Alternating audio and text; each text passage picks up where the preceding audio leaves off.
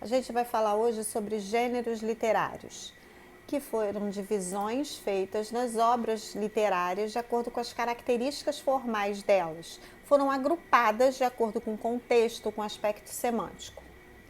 Essa divisão foi feita na Grécia Antiga por Aristóteles e são 3 os gêneros: lírico, épico ou narrativo e o gênero dramático.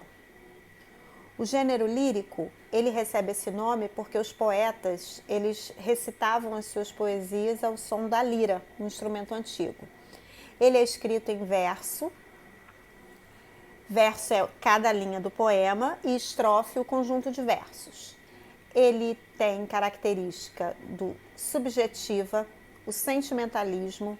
Ele apresenta o eu lírico. O eu lírico é a pessoa que fala, que sente dentro do poema. E existem alguns poemas que têm forma fixa, que se apresentam sempre da mesma forma. O soneto, a ode, o hino, a elegia, mas o principal deles, o soneto. O soneto, ele apresenta sempre essa forma. Aqui, ó, ele tem 14 versos, 4 estrofes, sendo as 2 primeiras estrofes de 4 versos e as 2 últimas estrofes de 3 versos. Aí a gente tem o gênero dramático, que é o gênero do teatro.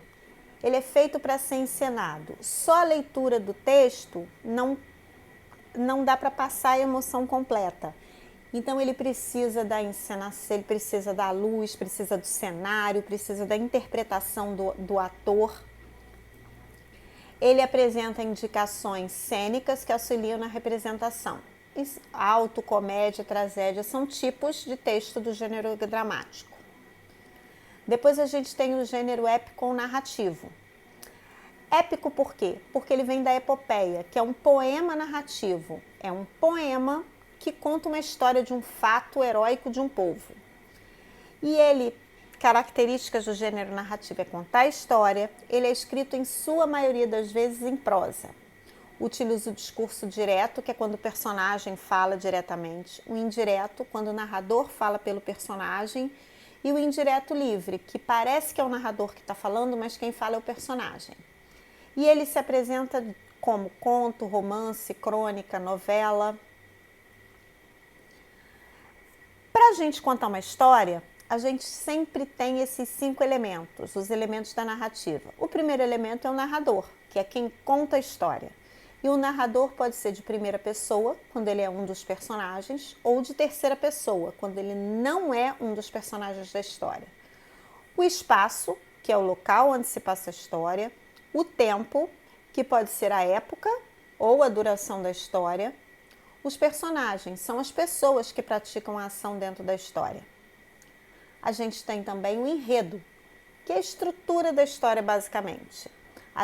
Então a história sempre apresenta essas 4 divisões. A apresentação, onde os personagens são apresentados, onde a gente sabe o local que está acontecendo a história. A oposição.